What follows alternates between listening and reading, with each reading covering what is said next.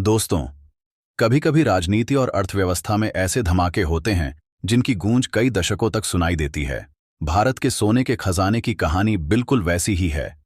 यह केवल सोने का आंकड़ा नहीं है, बल्कि उस छिपी हुई शक्ति का सबूत है जो आज नए भारत को दुनिया की सबसे बड़ी ताकतों में शामिल कर रही है। कभी हमें सोने की चिड़िया कहा जाता था और अब वही सपना फिर से सच होता नजर आ रहा है। भारत का सोना भंडार 75 साल पुराने सारे रिकॉर्ड तोड़ चुका है और ऐसी ऊंचाइयों पर पहुंच गया है जिसकी दुनिया ने कभी कल्पना भी नहीं की थी।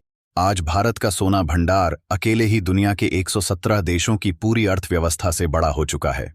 सोचिए, जिन देशों के नाम हम रोज सुनते हैं, जिनकी सरकारें अपने अस्तित्व के लिए लड़ रही हैं, उनका पूरा जीडीपी भी भारत के खजाने के सामने छोटा पड़ रहा है। भारत ने जब चुपचाप सोना इकट्ठा करना शुरू किया, तब दुनिया डॉलरों और ट्रेड वॉर में उलझी हुई थी। ट्रंप के टैरिफ और पश्चिमी देशों की पाबंदियों के बीच सबको लगा था कि भारत जैसी विकासशील अर्थव्यवस्था टूट जाएगी, लेकिन हुआ उल्टा। ये पाबंदियां भारत के लिए वरदान साबित हुईं। आज भारत का सोना भंडार 90 अरब डॉलर से अधिक पहुंच चुका है और विदेशी मुद्रा भंडार 668 अरब डॉलर तक पहुंच गया है। बस एक छोटा कदम और भारत 700 अरब डॉलर की जादुई सीमा पार कर लेगा। सवाल उठता है कि जब भारत के पास इतना बड़ा डॉलर भंडार है, तो फिर सोने पर इतनी जोर क्यों? इसका उत्तर है रूस और अमेरिका के बीच का संघर्ष। अमेरिका और यूरोप ने डॉलर को हथियार बनाकर रूस के अरबों डॉलर फ्रीज कर दिए। उसी दिन भारत ने सीख लिया कि डॉलर पर पूरी तरह निर्भर रहना अपने गले में फांसी डालने जैसा है। तभी भारत ने तय किया कि अब हमारी असली ताकत सोना होगी। सोना दुनिया की सबसे सुरक्षित मुद्रा है। इसे न तो कोई फ्रीज कर सकता है और न ही यह किसी सिस्टम की गुलामी करता है। यही वजह है कि भारत ने चुपचाप खरीदारी शुरू की। आज अमेरिका और चीन दोनों हैरान हैं। अमेरिका के खजाने का 80% हिस्सा सोने में है, जबकि भारत का अभी सिर्फ 13% है। इसका मतलब है कि भारत के पास अभी असीम संभावनाएं हैं।